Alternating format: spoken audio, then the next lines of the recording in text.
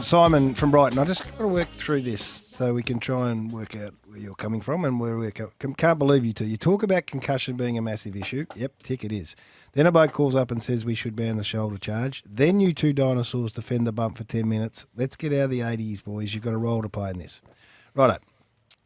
So, Simon, I'm not saying you'll never get concussion out of the game. I'm happy to accept the inherent risks that come with playing a contact sport such as ours.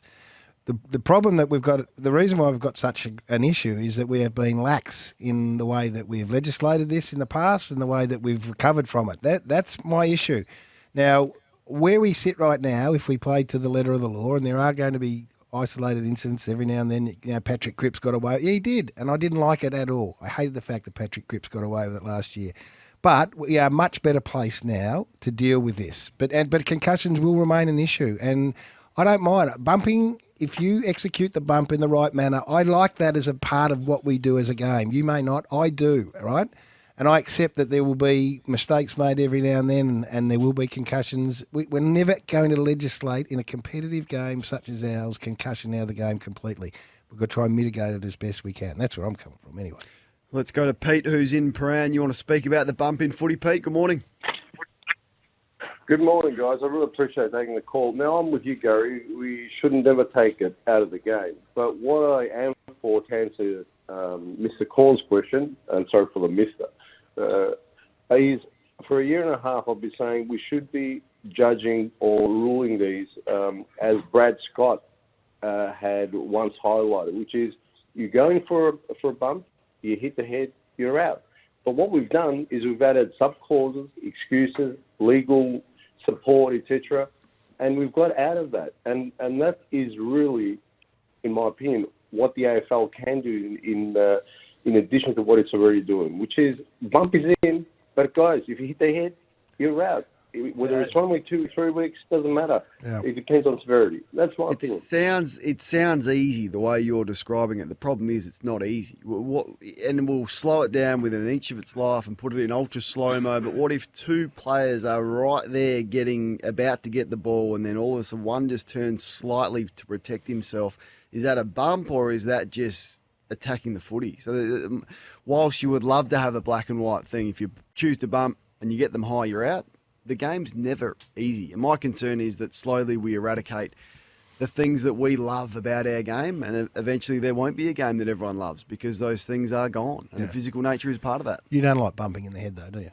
No. I've never. No one would like bumping in the head, but I have sympathy for players who we ask to attack the footy as hard as they possibly can, and we saw what Geelong did in the grand final, and teams celebrate the courage of attacking the footy, but then as soon as you look to just in the split second turn your body and you get someone high, then we want to hang the players out to dry. When on Monday on the footy shows, you'll be highlighted if you don't attack the footy hard enough. So I disagree with that. I disagree with that. I think we've got a much better education around the fact that I saw players this year regularly, slow down, be far more cautious in their approach, even to the point where they went, all right, I don't quite know what to do here, so I'll let you go first, then I'll tackle you. 3, 4, 5, 6 years ago, we would have hung them out. Not now. Do you think internally at Clubland they would be as forgiving? Yep, I do. It may be our first disagreement, this love affair that's developed between Corn and I, but I think we do, and we have to. We've got to be. And if you're at Clubland and you're dragging your players in going, hey, I don't accept this. When that's there, you go, and I don't care whether you take a head with you, then there's no place for that in this game anymore. Whereas 5 years ago, 100%.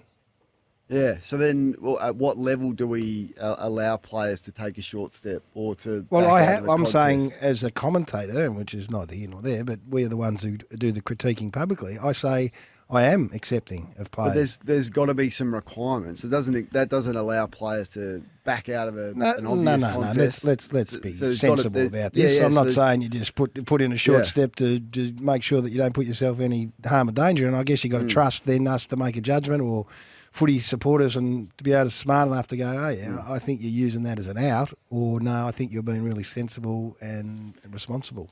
I think the game's never been safer. And look, I'm a bit defensive on this. I think the AFL's done a really good job to cut further. I think we slowly start to eradicate what makes it great. And to your point, I agree with that it is about the treatment of it and the education and the information and using that to allow our players to be best treated when they are facing this issue. Righto, intriguing characters in football.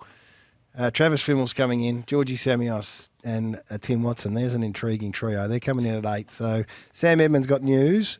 Give us a list of some. I've got a couple. I think Luke Beveridge really intrigues Got him as well. me. Yeah, I do. Yeah, we might double up on a few, so we might go one for one. Why does he intrigue you? Well, I think he's under pressure. I think he had a poor year last year. The way that publicly, I thought he had a few missteps, and then the team underperformed significantly. He's out of contract, which comes with a level of intrigue about how the club and individual handle that. And I think their list is ready to go. So for me, it's top 4 or it's another underperforming year for Luke. And he's just an intriguing guy. Like, just the way he... Well, he's been there a long time, relatively. He's won the premiership. Now, I was talking to... This is from the media point of view. He was hard to get to, apparently, last year, which I didn't experience because we had him on Fox on Friday nights every time we did a Western Bulldogs game, which you're obligated to do as part of your contract. But outside of that, apparently, he was pretty hard to get to, so he's kept a lower profile when that club needs a driver, someone to push them. Western Suburbs club, not a massive, big power club. So I hope we get back to seeing, the proactive out there, Lukey Beveridge pushing their footy club really hard. Will be interesting to see. Yeah, I got Luke Jackson. I think is going to be interesting at Fremantle. More so for the Perth media, they'll eat that up. What role he plays, how does that all fit in? Horn Francis, we've both got. I mentioned Brodie Grundy. I think Buddy Franklin is a really intriguing one for me next year. Like, how does he handle the end? I mean, it's not easy, and it's not easy when you are a legend of the game to handle it. 14 games would be about what I'm looking at for Buddy in the home and away series, which would hopefully allow him to be fit and cherry ripe come September when we think the Swans are going to get there again. Clarkson clearly is going to be... Craig McRae for me is I loved him. He was almost my favourite personality in footy this year. If you had the personality of the year, I would go Craig McRae. And everything he touched turned to gold. And he was... Everything you read about him and hear about him and witness and our own dealings with him, just magnificent. Second year, tough. Second year's tough. Yes. So I've got great confidence that he'll maintain his great composure and his manner and dignity. But second year in, I'm going to be interested. Dustin Martin as well is the other one. For me, I mean, just doesn't give a lot, but I'm more interested in his on-field performance. Can he actually rediscover the player that we know that he can be? And does he want to play football? So there's some intrigue in there. And Ross Lyon's, of course, going to be absolutely box office this year. We'll all be tuning into those. Excuse language. We'll all be tuning into those post-match media conferences with Ross.